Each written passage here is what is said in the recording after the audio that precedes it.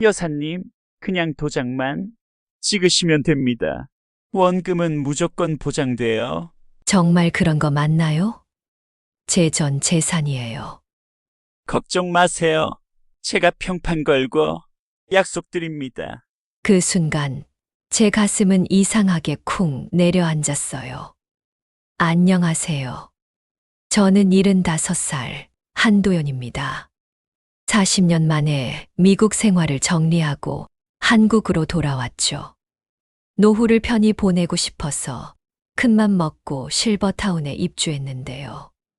그날 제 평생을 뒤흔들 사건이 시작됐습니다. 본격적인 얘기 시작하기 전에 드릴 말씀이 있습니다. 구독, 좋아요는 필수입니다. 부탁드리겠습니다. 이 이야기는 창작된 드라마 시나리오입니다. 실버타운 은빛나무. 처음 들어섰을 때 로비에서부터 향긋한 커피 냄새가 났어요. 천장에 매달린 샹들리에는 은은하게 빛나고 창가에는 노란 은행잎이 햇살에 부서지고 있었죠. 저는 속으로 말했어요. 도연아, 이제 웃자. 여기서라면 다시 시작할 수 있어. 그때 다가온 사람이 있었습니다. 넥타이를 곱게 매고 얼굴에 늘 미소를 달고 있는 오성호 씨. 교회 지인을 통해 소개받은 사람이었죠. 도연 여사님, 여기선 제가 뭐든 도와드립니다. 그는 처음부터 친절했어요. 며칠이 지나자 그는 제 고민을 귀신같이 알아챘습니다. 입주비, 수천만 원을 한 번에 내야 하는 게 부담이었거든요.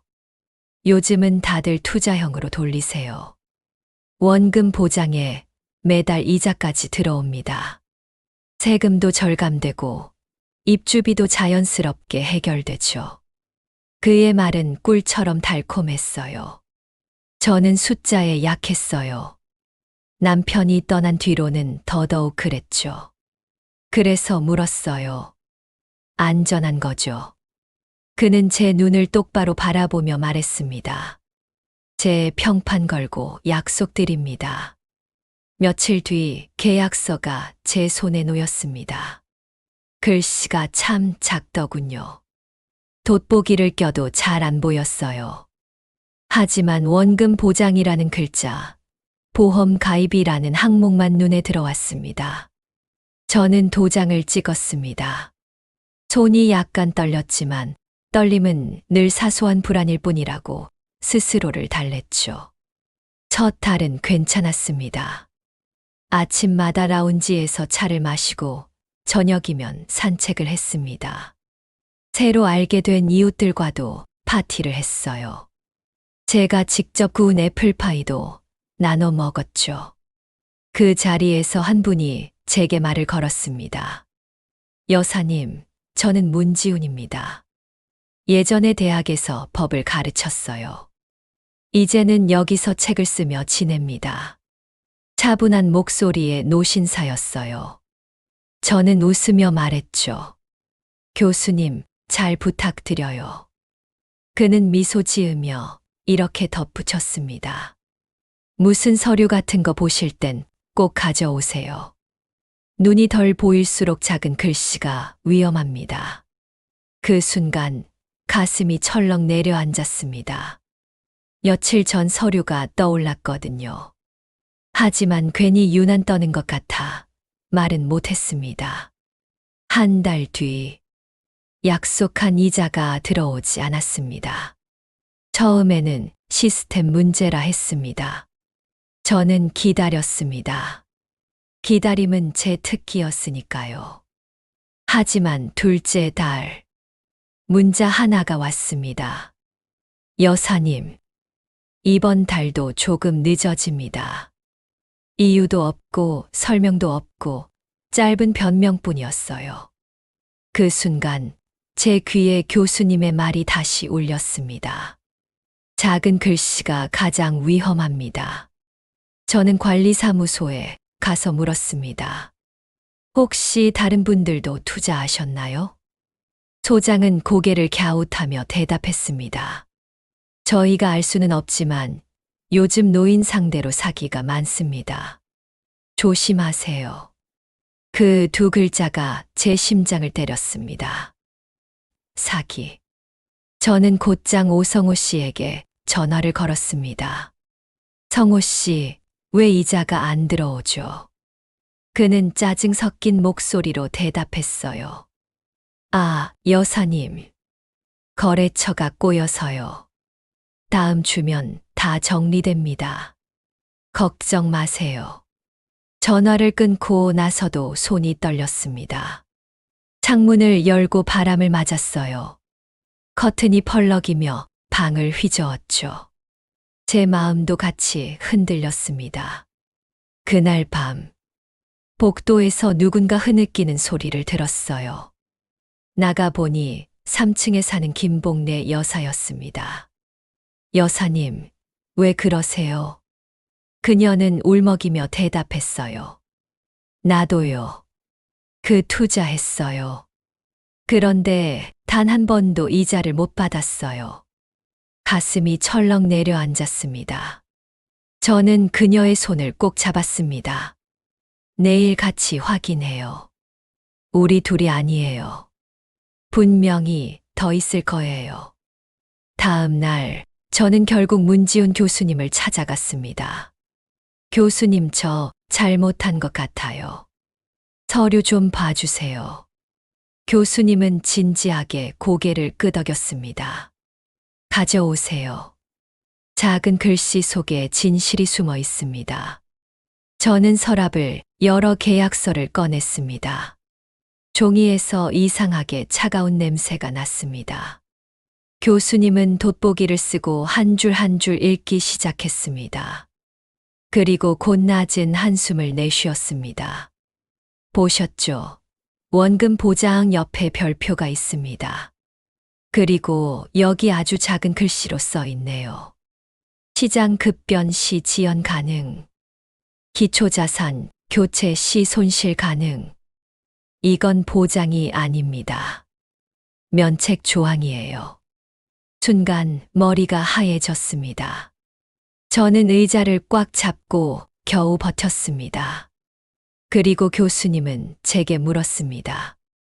이 통화들 혹시 녹음하셨습니까? 아니요. 그런 건 해본 적이 없어요. 괜찮습니다. 앞으로는 문자로 약속을 받으세요. 기한, 금액, 책임 주체까지. 그래야 증거가 됩니다. 저는 고개를 끄덕였습니다. 그때 처음으로 깨달았어요. 이 싸움은 혼자서 버틸 수 없다는 걸요. 저는 그날 밤 문자를 보냈습니다. 성호 씨, 약속하신 원금과 이자, 지급일을 정확히 명시해 주세요. 그리고 지급 주체의 회사명도 부탁드립니다. 답장은 빨리 왔습니다. 여사님, 내일까지 정리해서 드리겠습니다. 짧고 건조한 답장이었지만 마음 한구석이 조금 놓였어요. 그래, 내일은 오겠지. 스스로를 달래며 겨우 눈을 감았습니다. 다음 날, 통장은 여전히 비어 있었고 새벽부터 핸드폰은 조용했습니다. 오후가 되어서야 문자 하나가 왔습니다. 여사님, 오늘 회의가 길어졌습니다. 조금만 더 기다려 주세요. 그 순간 제 속에서 뭔가가 툭 하고 끊어졌습니다. 더 이상 혼자 기다리면 안 되겠다. 저는 곧장 복래 여사에게 전화를 걸었습니다. 여사님, 우리 둘만이 아니에요. 분명 더 있어요. 다른 분들 찾아봅시다. 그날 저녁 우리는 라운지 한쪽에 모였습니다. 피해자가 저희 둘뿐이 아니었어요. 총 4명. 모두 같은 회사로 돈을 보냈더군요. 저는 이자가 한 번도 안 들어왔어요. 저도요. 계속 변명만 했어요. 숨겨진 상처들이 하나씩 터져 나왔습니다. 모두 얼굴이 창백했고 목소리는 떨렸습니다. 그때 교수님이 자리에 앉았습니다. 여러분, 오늘은 첫 단추를 끼우는 날입니다. 사업자 등록, 재무제표, 등기부 전부 확인해야 합니다. 그는 노트북을 열었습니다. 손가락이 피아노 건반처럼 바쁘게 움직였죠. 곧 화면에 숫자들이 뜨기 시작했습니다. 첫째, 이 회사 이름이 최근 6개월 동안 3번 바뀌었습니다. 세인디벨롭 솔빛 홀딩스, 은빛자산 파트너스. 이름을 자주 바꾸는 건 보통 좋은 신호가 아닙니다. 우리는 숨을 죽였습니다. 둘째, 대표가 최근에 교체됐습니다. 새 대표, 이름 오성호. 순간 모두의 눈이 커졌습니다. 그 사람이 대표였다고요? 교수님은 고개를 끄덕였습니다. 주민번호 뒷자리는 가려져 있지만 생일이 같습니다. 동일인일 가능성이 큽니다. 제 손이 덜덜 떨렸습니다. 평판을 걸겠다던 말, 다 거짓말이었구나. 하지만 교수님은 더 놀라운 걸 보여주었습니다. 셋째, 최근 고급 외제차 2대가 출고됐습니다. 구매자 주소 오성호 씨와 동일합니다. 그리고 강남 아파트 전세 계약. 계약일이 바로 여러분 돈이 들어간 직후네요. 우리는 동시에 숨을 들이켰습니다. 복례 여사가 두 손으로 얼굴을 가리며 중얼거렸습니다. 우린 다 속은 거예요. 그날 밤 저는 오성호에게 전화를 걸었습니다. 길게 울리던 연결음 끝에 그의 목소리가 들렸습니다. 여사님, 왜 이렇게 예민하게 구세요? 곧 들어온다니까요. 저는 단호하게 말했습니다. 성호 씨, 당신 대표 맞죠? 그게 왜요? 내 돈으로 산 차. 잘 타고 다니나요? 순간 그의 목소리가 흔들렸습니다. 여사님, 그건 오해야요. 저는 이를 악물었습니다. 다음 주 월요일 관리사무소 회의실에서 봅시다.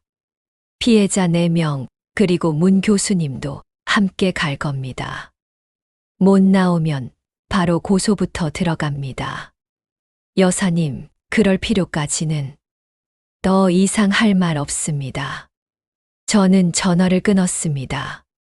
월요일 회의실 문을 열자 오성호는 이미 앉아 있었습니다. 깔끔한 정장을 입었지만 눈빛은 초조해 보였습니다. 교수님이 녹음기를 켰습니다. 오늘 회의는 증거로 남깁니다. 2가지만 합시다. 지급 일정 명시, 그리고 담보 설정. 담보요? 네. 말로만 원금 보장이면 보장이 아닙니다. 본인 재산으로 담보를 내세요. 차량, 아파트 전세 보증금 반환 채권 가능합니다. 오성호는 얼굴이 하얗게 질렸습니다. 그건 제 사생활이라. 피해자 돈은요? 사생활보다 가볍습니까? 그 순간 저는 입을 열었습니다. 성호 씨, 당신 믿은 제가 바보였네요. 지금이라도 담보를 내놓으세요. 아니면 이 자리에서 경찰 부릅니다.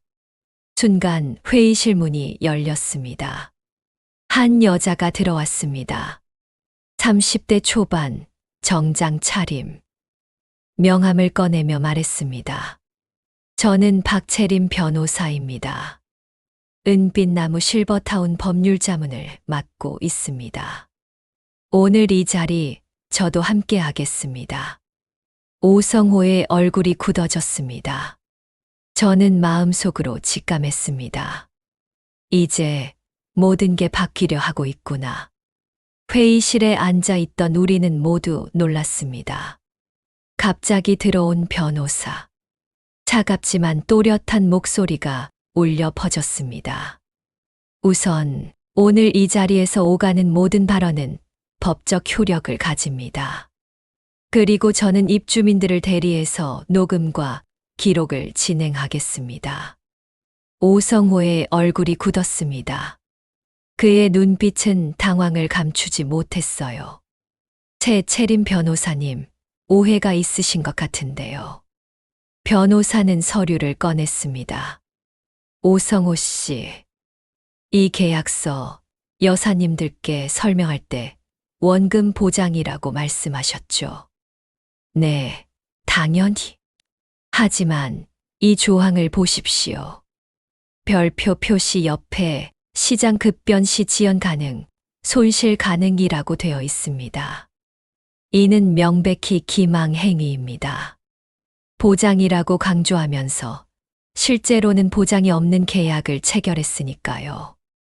오성호는 말문이 막힌 듯 고개를 숙였습니다. 복내 여사가 울먹이며 말했습니다. 그럼 우리 돈은 어떻게 되는 겁니까? 변호사는 차분히 고개를 끄덕였습니다. 걱정 마세요. 피해자 수가 늘어나면 집단 소송도 가능합니다. 그리고 더 중요한 게 있습니다. 그녀는 새로운 서류를 꺼냈습니다. 이 회사, 최근 재무제표를 확인해 봤습니다. 현금 흐름은 적자. 그런데 대표 개인 계좌에서 고급 외제차 2대, 강남 아파트 전세 계약이 확인됐습니다. 날짜요? 바로 입주민들이 돈을 보낸 직후입니다. 회의실 공기가 얼어붙었습니다. 오성호의 얼굴은 점점 창백해졌습니다. 그 순간 교수님이 추가 자료를 꺼냈습니다. 여기에 기사도 있습니다. 은빛 자산 파트너스 대규모 수주 성공.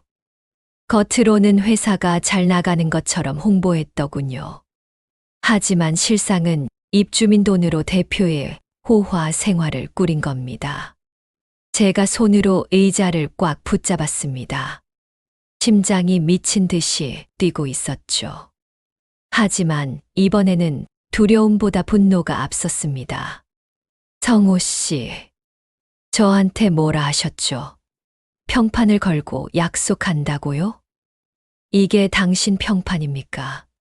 노인들 돈으로 차 사고 집 사고, 그게 약속입니까? 제 목소리가 회의실을 울렸습니다. 다른 피해자들도 고개를 끄덕이며 눈물을 훔쳤습니다. 오성호는 결국 손을 내저었습니다. 아닙니다. 그건 제 돈으로 잠깐 빌린 것뿐입니다. 곧 돌려드리겠습니다. 하지만 변호사가 날카롭게 끊었습니다. 대표님, 돌려드리겠다는 말, 이제 아무 소용 없습니다. 이미 사용한 자금이 피해자 돈에서 빠져나갔다는 정황이 확보됐습니다.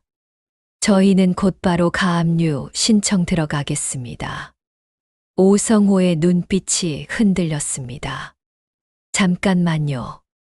그럴 필요 없습니다. 제가 해결책을 내놓겠습니다. 그 순간 교수님이 조용히 웃었습니다. 해결책이요. 좋아요. 그럼 담보를 내세요. 차량, 아파트 보증금 다 담보로 제공하세요. 오성호는 얼굴이 굳었습니다. 입술이 파르르 떨렸습니다. 그건 제 가족이 알게 되면 제가 단호히 말했습니다. 우리도 가족입니다. 인생의 마지막 보금자리를 지키려는 가족들입니다.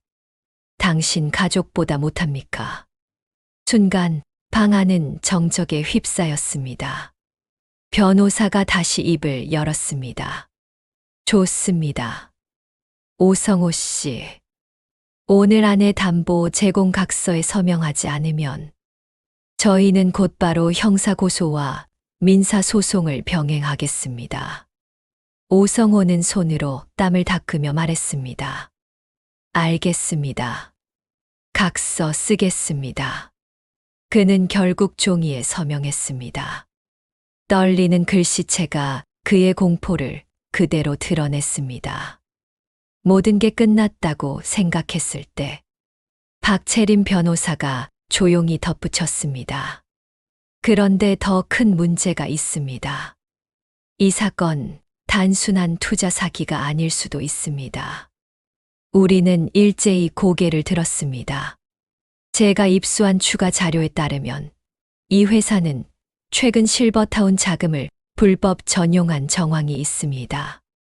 즉, 단순히 몇 분만 피해를 본 게 아니라 입주민 전체가 위험에 처한 겁니다. 순간 복례 여사가 비명을 질렀습니다.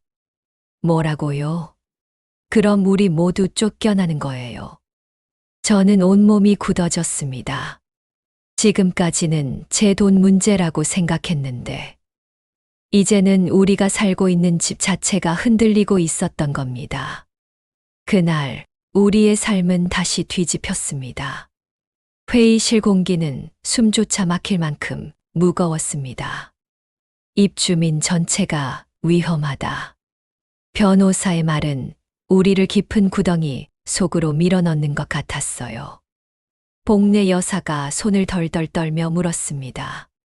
그럼 우리 보증금도 다 사라지는 겁니까? 변호사는 고개를 끄덕였습니다. 현재로서는 가능성이 있습니다. 입주비가 관리 규정을 벗어나 외부 회사로 흘러간 정황이 있으니까요. 저는 온몸이 얼어붙는 기분이었습니다. 처음 한국으로 돌아와 새 삶을 꿈꾸며 이곳에 들어왔는데, 이제는 집 자체가 무너질 수 있다는 말이라니. 그때 교수님이 주먹을 꽉 쥐었습니다. 안 됩니다. 이건 단순한 사기가 아닙니다. 노후를 지키려는 수백 명의 삶이 달린 문제예요. 우리가 힘을 합쳐야 합니다. 저는 그의 말에 고개를 끄덕였습니다. 혼자였다면 벌써 무너졌을 겁니다. 하지만 이제는 4명이 아니었어요. 복례 여사, 다른 피해자들, 그리고 변호사와 교수님까지.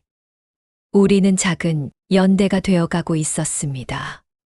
그날 저녁 비상주민회의가 열렸습니다. 회의실은 순식간에 꽉 찼습니다. 평소 말수 적던 노인들도 목소리를 높였습니다. 우린 어디서 잘못된 겁니까? 왜 관리사무소는 몰랐다는 겁니까? 책임을 져야 할 사람이 누구입니까? 분노와 두려움이 뒤섞인 소리들이 파도처럼 밀려왔습니다. 저는 떨리는 마음으로 일어섰습니다. 여러분, 저도 피해자입니다. 저는 미국에서 40년 만에 돌아와 이곳을 새 집이라 믿었습니다. 하지만 믿음은 배신당했습니다. 이제는 우리가 직접 지켜야 합니다. 침묵하면 아무도 우리를 지켜주지 않습니다. 순간 회의실이 조용해졌습니다. 모두 제 말에 귀를 기울였죠. 그때 복례 여사가 힘겹게 손을 들었습니다. 저도 용기 내겠습니다. 저 혼자라면 무서웠을 겁니다. 하지만 함께라면 싸울 수 있을 것 같습니다. 그리고 다른 어르신들이 하나둘 고개를 끄덕였습니다. 그래요. 우리라도 나서야 합니다. 이건 단순히 돈 문제가 아닙니다. 존엄의 문제입니다. 회의실 공기가 달라졌습니다. 두려움은 여전히 있었지만 그 자리에 작은 불씨가 피어오르고 있었습니다. 그때 갑자기 관리소장이 일어나 말했습니다. 저도 피해자입니다. 사실 저에게도 입주비 투자 제안이 들어왔습니다. 하지만 전 거절했죠. 대신 최근 오성호 씨가 관리비 집행에도 관여하려 했다는 사실을 말씀드리겠습니다. 모두가 술렁였습니다. 관리비까지? 그렇다면 단순히 투자 사기가 아니라 실버타운 운영 전체를 뒤흔들려 했다는 얘기였습니다. 변호사는 얼굴이 굳었습니다. 이제 확실해졌습니다. 이건 단순한 개인 사기가 아니라 조직적인 횡령 가능성이 큽니다. 관리위원회, 입주민 대표, 그리고 외부 감사까지 동시에 움직여야 합니다. 그날 밤 우리는 작전 회의를 했습니다. 첫째, 피해자 명단을 정리한다. 둘째, 오성호의 재산을 가압류 신청한다. 셋째, 언론에 제보의 사건을 공개한다. 교수님이 덧붙였습니다. 빛은 어둠을 두려워하지 않습니다. 우리가 나서야 진실이 드러납니다. 저는 마음속으로 다짐했습니다. 이번에는 절대 조용히 당하지 않겠다. 다음 날, 언론사 기자 2명이 실버타운을 찾았습니다. 여사님, 사실이 맞습니까? 마이크가 제 앞에 다가왔습니다. 저는 잠시 망설였지만 곧 말했습니다. 네, 사실입니다. 저와 많은 입주민이 피해를 입었습니다. 이제는 침묵하지 않겠습니다. 이제 세상에 알려야 합니다. 카메라 플래시가 번쩍였습니다. 그 순간 제 2 다리가 후들거렸지만 마음만은 단단했습니다. 보도는 곧바로 퍼져나갔습니다. 실버타운 입주비, 투자 사기, 의혹, 노인들 눈물, 믿었던 사람의 배신. 사회적 파장이 커지자 금융감독원까지 나섰습니다. 그리고 경찰도 내사에 착수했습니다. 오성호는 점점 코너에 몰려갔습니다. 하지만 그는 여전히 당당한 척했습니다. 언론이 과장하는 겁니다. 곧 모든 게 정리될 겁니다. 그의 목소리는 떨리고 있었지만 얼굴에는 억지 미소가 붙어 있었습니다. 그날 저녁 저는 혼자 방 안에 앉아 있었습니다. 창밖에는 은행잎이 떨어지고 있었어요. 바람은 차가웠지만 제 마음속에는 묘한 열기가 있었습니다. 혼자가 아니라는 사실. 내 목소리에 귀 기울여 주는 사람들이 있다는 사실. 그것만으로도 나는 이미 지지 않은 겁니다. 하지만 바로 그때였습니다. 휴대폰이 울렸습니다. 번호를 보자 심장이 쿵 내려앉았습니다. 오성호였습니다. 저는 천천히 전화를 받았습니다. 여사님, 우리 얘기 좀 합시다. 언론이고 뭐고 다 내려놓고요. 저한테도 사정이 있었습니다. 그 순간 직감했습니다. 앞으로 더 큰 진실이 드러날 거라는 것을. 휴대폰을 손에 쥔 채 저는 숨을 고르지 못했습니다. 심장이 쿵쾅거려서 목소리조차 떨렸습니다. 여사님, 부탁입니다. 우리 둘이 조용히 얘기합시다. 언론에 알려지면 저만 끝나는 게 아닙니다. 오성호의 목소리는 전보다 훨씬 낮아져 있었습니다. 저는 단호하게 말했습니다. 끝나는 게 두려우면 처음부터 시작하지 말았어야죠. 그는 한동안 침묵하다가 마침내 입을 열었습니다. 사실 저 혼자가 아니었습니다. 그 말에 저는 눈을 크게 떴습니다. 무슨 뜻이죠? 입주비 투자, 그거 제가 만든 게 아니에요. 위에서 시킨 겁니다. 저는 앞에 내세운 얼굴일 뿐입니다.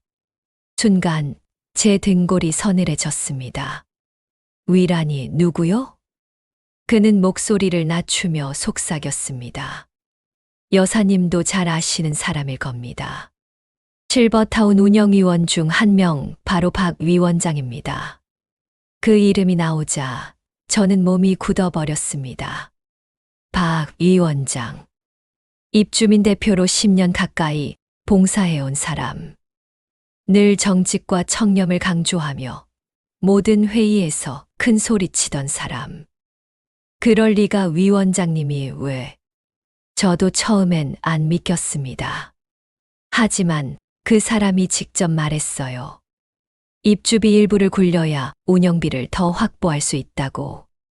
저는 그저 도장만 찍은 겁니다. 오성호의 목소리는 떨리고 있었습니다. 그 순간 머릿속이 복잡해졌습니다. 만약 그 말이 사실이라면 이건 단순한 사기가 아니었습니다. 실버타운 운영위원장이 개입된 조직적인 횡령, 입주민 전체를 속여온 배신이었죠. 증거 있습니까? 제가 차갑게 물었습니다. 있습니다. 매일 녹취 다 가지고 있습니다. 하지만 그걸 공개하면 저도 완전히 끝납니다. 그날 밤 저는 한숨도 못 잤습니다. 만약 그가 진실을 말하는 거라면 우리가 믿었던 수장이 사실은 배신자였던 겁니다. 다음 날 변호사와 교수님에게 모든 걸 털어놨습니다. 변호사의 표정이 단단해졌습니다. 이제 판이 달라졌군요. 우리가 싸워야 할 상대는 오성호 개인이 아닙니다. 운영위원회 자체가 썩어 있었던 겁니다. 그날 저녁 우리는 은밀한 모임을 가졌습니다. 피해자 4명, 변호사, 교수님, 그리고 오성호까지 불러냈습니다. 증거를 내놓으세요. 변호사가 단호하게 말했습니다. 오성호는 망설이다가 결국 노트북을 꺼냈습니다. 거기엔 수십 통의 메일이 있었습니다. 투자금 유치 상황 보고 바랍니다. 이번 달 목표액은 5억입니다. 입주민들 불안해하지 않게 원금 보장 문구는 강조하세요.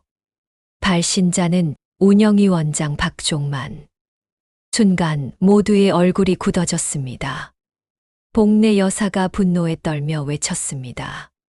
그 사람, 늘 청렴하다 말하던 그 입으로 이런 짓을 했단 말입니까?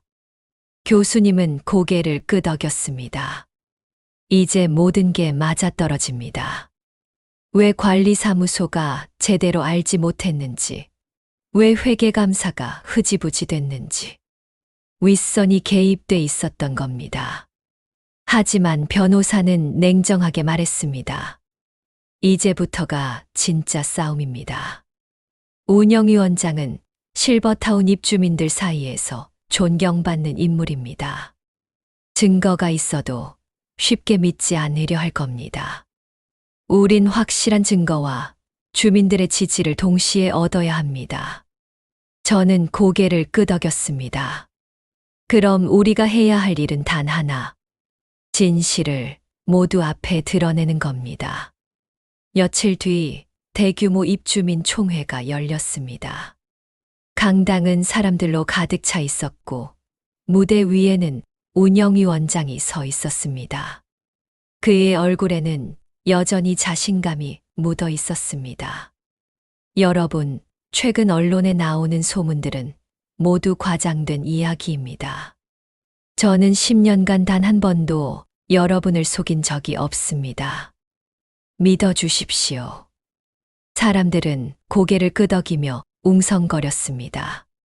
저는 분노로 치를 떨었지만 아직은 때가 아니었습니다. 그 순간 변호사가 제게 속삭였습니다. 지금입니다. 저는 무대 앞으로 걸어 나갔습니다. 수백 명의 시선이 제게 쏠렸습니다. 마이크를 잡은 제 손이 떨렸습니다. 위원장님, 정말 단 한 번도 속인 적이 없습니까? 그는 웃으며 고개를 끄덕였습니다. 그렇습니다. 저는 언제나 투명하게.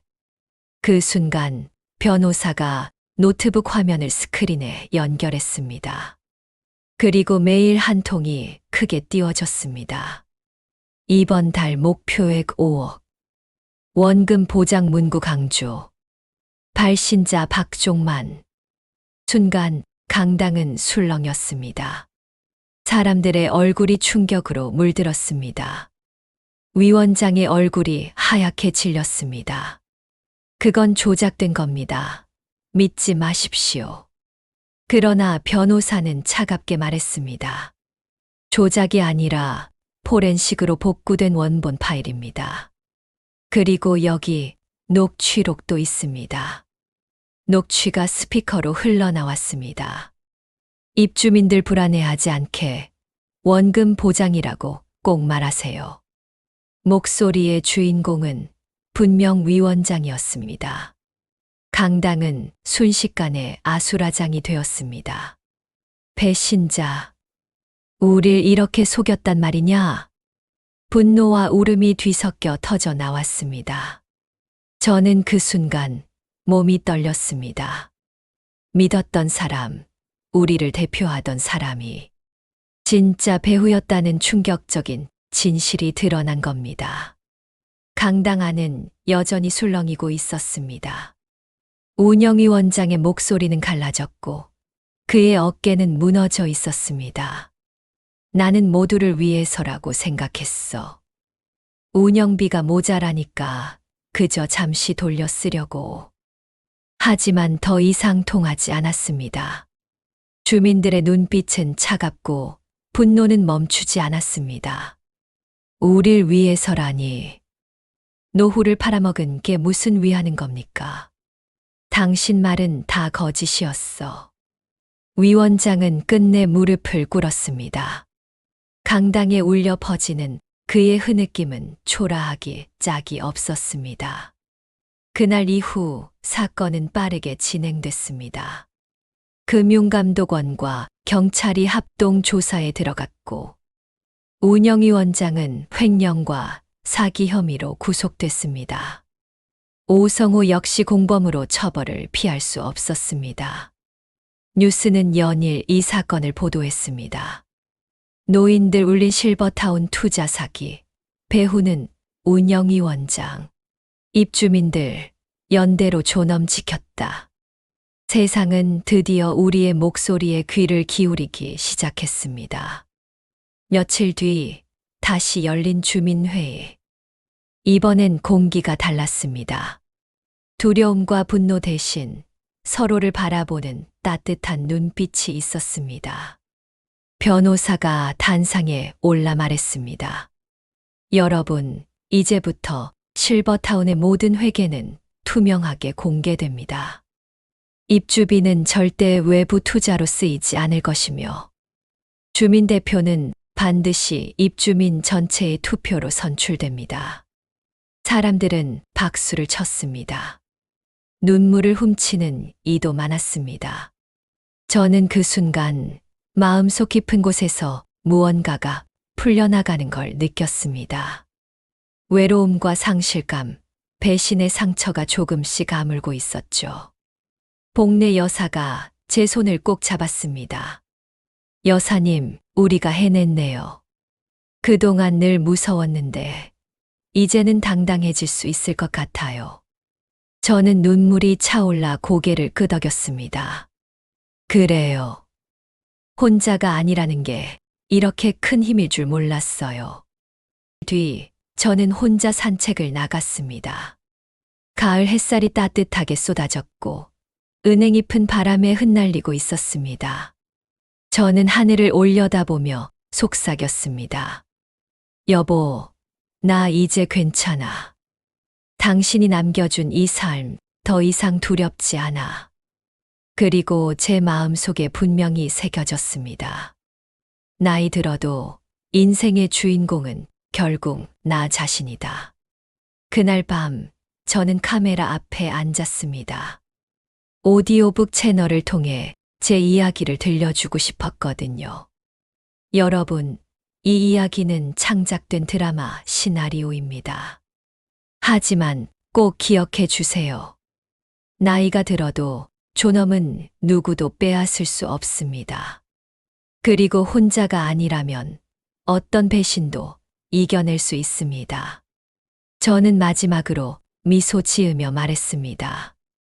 구독, 좋아요, 그리고 공유. 여러분의 손길이 누군가에겐 큰 힘이 됩니다. 꼭 부탁드립니다.